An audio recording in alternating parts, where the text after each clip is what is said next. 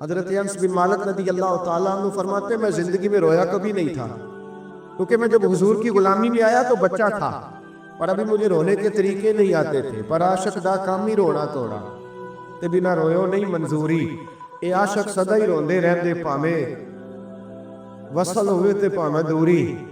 بہرحال میں بات جلدی سمیٹ دوں گا، آ رہا ہوں سمیٹنے کے جانب۔ پیغام میں نے دے دیا، جو میں نے بات شروع میں کی تھی وہ آپ کی خدمت میں عرض کر دی میں نے، میرا میسج یہی تھا، سمجھیے۔ حضرت انس کہتے ہیں میں بچپن میرا تھا تو میں کبھی رویا نہیں تھا، توجہ ہے میری بات پر؟ فرماتے میں روتا نہیں تھا، بچے تو روتے تھے ٹافی نہ ملے روٹی نہ ملے، لیکن آپ نسائی شریف اور طبرانی پڑھیے، حضرت انس کہتے ہیں میں چھوٹی عمر میں ایک دن رو پڑا۔ کس دن؟ فرماتے ہیں بدر کے قیدی آئے، کیونکہ صحابہ سے انہوں نے بڑا ظلم کیا تھا، بڑا مارا تھا قریش مکہ نے، انہوں نے تو مار کھائی نہیں نا۔ حالانکہ دین کی سچائی یہ ہے، بخاری شریف میں میرے نبی پاک نے فرمایا جو مجھ سے سچا پیار کرے اس کی طرف مصیبتیں دوڑ کے آیا کرتی، یہ سچائی ہے دین کی، اور صحیح بخاری میں متواتر درجے کی حدیث ہے۔ حضرت انس بن مالک فرماتے ہیں میں رویا نہیں تھا اور بڑا ستایا تھا مکے والوں نے، تو آج قیدی ہو کے جب لائے گئے نا تو نبی پاک صلی اللہ علیہ وسلم کے غلاموں نے ذرا زور زور سے رسیاں باندھی، حضرت بلال بھی کہتے ذرا زور سے باندھو انہیں، بڑا ستایا تھا انہوں نے۔ محبوب پاک اپنی خوابگاہ میں چلے گئے آرام کرنے۔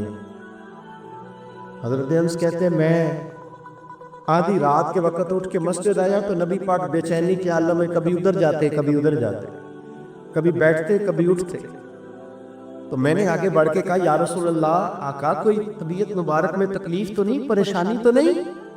فرماتے میں نے سوال کیا تو حضور کی آنکھوں میں آنسو آ گئے، نبی پاک روئے، فرمایا انس یار تم نے ان کافروں کی رسیاں کس کے باندھ دی ہے، یہ ہائے ہائے کرتے ہیں تو مجھے نیند نہیں آتی، بلاؤ ابو بکر صدیق کو، فاروق اعظم کو، مولا علی کو، ان کو بلاؤ، ان سے کہو ان کی رسیاں ذرا ڈھیلی کر دیں، یہ ڈھب سے سو جائیں گے تو میں بھی سو جاؤں گا، بلاؤ۔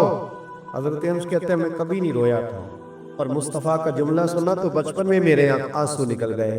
حضور اتنا احساس، اور ان لوگوں کا جنہوں نے اتنا ظلم کیا ہے، احساس ختم ہوتا جا رہا، معاشرہ دکھوں کا شکار، آزمائشیں اتنی زیادہ ہیں۔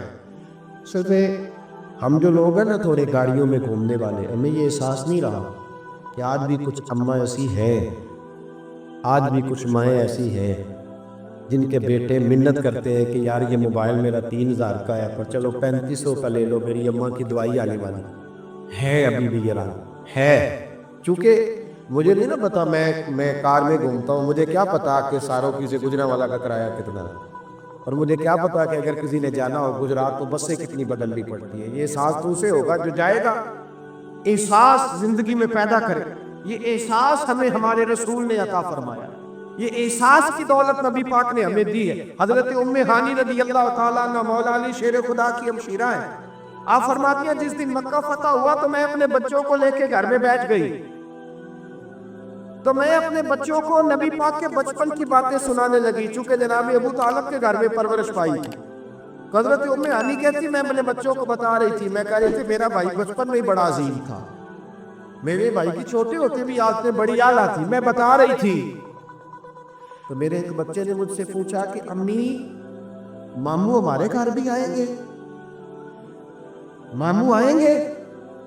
جناب ام ہانی کہتی میں غریبنی تھی، خامن میرا ویسے چھوڑ کے چلا گیا کلمہ پڑھنے کی وجہ سے، تو میں نے اپنے بچوں کی طرف دیکھا تو میں اب دل میں خیال تھا نا، دل میں خیال تھا کہ اب تو میرے محبوب مکے کے فاتح بن کے آئے ہیں تو کسی بڑی حویلی میں بیٹھیں گے، اب تو دائیں بائیں آگے پیچھے لائنیں ہوں گی تو بڑی جگہ چاہیے نا، بڑی جگہ آج نبی پاک صلی اللہ علیہ وسلم کا دربار سجے گا۔ جناب ام ہانی رضی اللہ تعالیٰ عنہ فرماتی ہے میرے بچوں نے پوچھا تو میں رو پڑی، میں نے کہا آئیں گے تمہارے ماموں، کیوں نہیں آنا، میرے بھائی آئیں گے، ضرور آئیں گے، ذرا کام نمٹا لیں۔ اور فرماتی ہیں ساتھ ہی آنسو تھے کہ بڑا سارا گھر ہو تو حضور آئیں، سارا مکہ آج غلام بن گیا ہے، 10,000 کا لشکر مدینے سے آیا ہے، میرا چھوٹا سا گھر ہے، کہاں بٹھاؤں گی؟ فرماتی ہے میں رو ہی رہی تھی کہ میرے دروازے پہ دستک ہوئی، اور میں نے بے دل ہو کے دروازہ کھولا، کون ہے دروازے پہ؟ کہتے دھیمی سی آواز آئی ام ہانی دروازہ کھول، میں محمد عربی تیرے دروازے پہ کھڑا، जनाब उम्मे हानी फरमाती झट से मैंने दरवाजा खोला तो दरिया आंसुओं का बहा। तो मेरे पास तो टूटी चटाई थी, पुराना तकिया, खजूर की छाल, नरमो नाजुक भी नहीं, मैंने बिछाया। तो महबूब पाक ने फरमाया सारा मक्का दावतें दे रहा था, मेरे घर आए मेरे घर आए। तो मैंने कहा क्यों किसी के घर जाओ, मेरी अपनी बहन जो मौजूद है, मैं यहाँ बैठूंगा खोल के।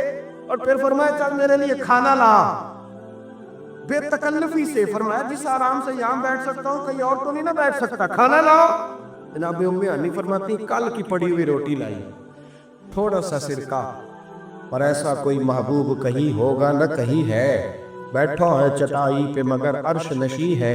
महबूब पाक सल्लल्लाहु अलैहि वसल्लम ने बड़ी रग़बत से खाया सिरका, शहद। और फिर मेरे महबूब ने फरमाया बैठ जा, चल तू कोई बात सुना मेरे वालिद अब्दुल्ला की, और मैं तुझे बात सुनाता हूँ अपनी अम्मा आमना की। चलो अपनों की कोई बातें करते हैं। सारी रात ही बीत गई, एहसास की दौलत। भाई गुजर जाता है बहन के महल्ले से, पर 10 मिनट टाइम नहीं कि चलो बेचारी से मिल लो। मैं अक्सर कहता हूँ मेरे जैसे पीर को कड़कता नोट 5000 का दो ना, पीर साहब दुआ करना, उन्हें दुआ रट्टी पकी है, अल्लाह भला करे अल्लाह खैर करे, सारे नहीं कोई इल्ला माशा। और बहन को कभी पुराना जोड़ा भी दे आओ ना उठा के, पुराना, तो वो सारी रात आंसुओं से दुआ मांगती रहती है, या अल्लाह मेरे भाई की खैर कर, या अल्लाह मेरे भाई की खैर। ये एहसास रिश्तों का, ताल्लुकात का, ये मेरे नबी पाक की सीरत है।